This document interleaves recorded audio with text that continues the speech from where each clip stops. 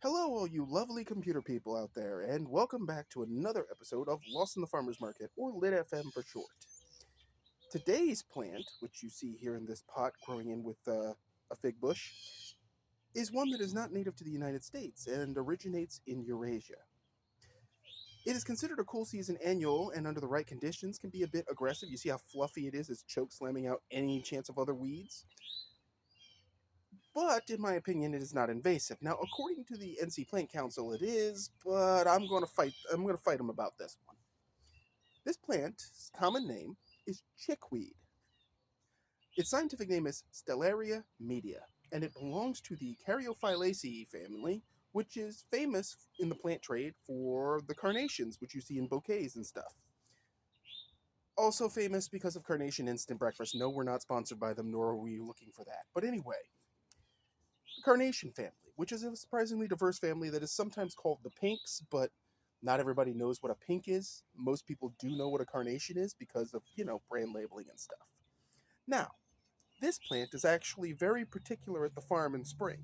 It comes up of its own accord. As you can see, these little white specks are the flowers. They're not much to write home about, but they produce seed, and that seed survives the entire year and may come up in fall or late winter next year. And this one has been fertilized and taken care of as though it is a crop plant, because for me it is. You see, when it's not taken care of as a crop plant, it looks entirely different. And I'm going to move the camera. This one has been receiving fertilizer, and look at how fluffy it is. Now, this one down here with these collards has not, and it's not much to write home about. This one over here, and with the garlic chives, is wispier because it hasn't been fertilized.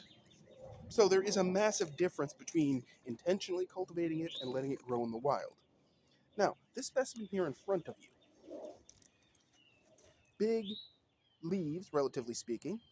They're pretty tender. There's a very low fiber count, and it's usually in the stems late season. Right now, this has been fertilized, so it's going to be tender all the way through. You can eat every part of this plant.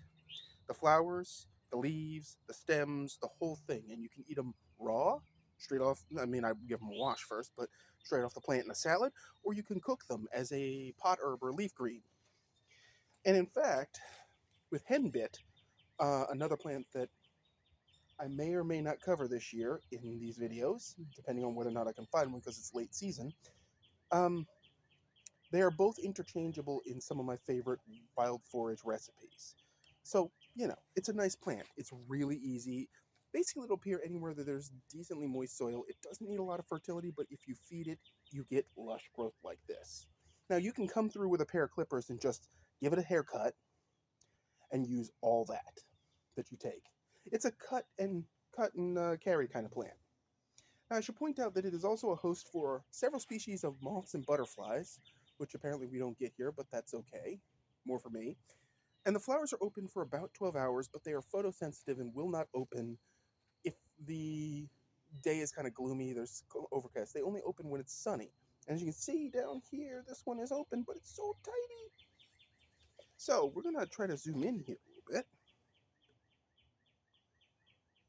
Yes. Now,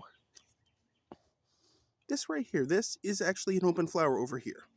And they have tiny wispy petals with a notch in them. You can't quite see it, and my camera does not have the... Well, hold on, let's cheat. Why don't we cheat? You come right over here. Look at that.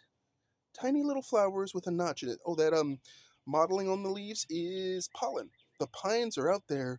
They heard the song Push It and took it too literally, I assume. But as you can see, it looks like that. And actually peeking out in there, that is a henbit in there. That notched leaf in there. Cool. But anyway, this is what they look like up close. And this is all tender growth. Like spinach. Very much like spinach. Let me put this back over here. So, beyond that, it does have a cousin named mouse ear chickweed, which is a fuzzier version of it. It's not as sprawling as this. And again, that's outside of cultivation. You can find them anywhere in the southeast about this time of the year. They'll be popping up at lawns and potted plants, obviously. They're not hard to find. They're very easy to take care of, and they're nutritious. So, this is a wild plant for your purview. By the way, regular potting soil if you choose to collect the seed and cultivate it. Just say. Any of this you collect now will drop seeds in your harvest bucket, and you can use those for next year. Not that it hasn't already resown itself a lot by now. So, that is chickweed, Stellaria media for you. Stay tuned for the next episode. The Forage blog is still going. Um, that's all I got for you. Thanks for watching and keep them growing.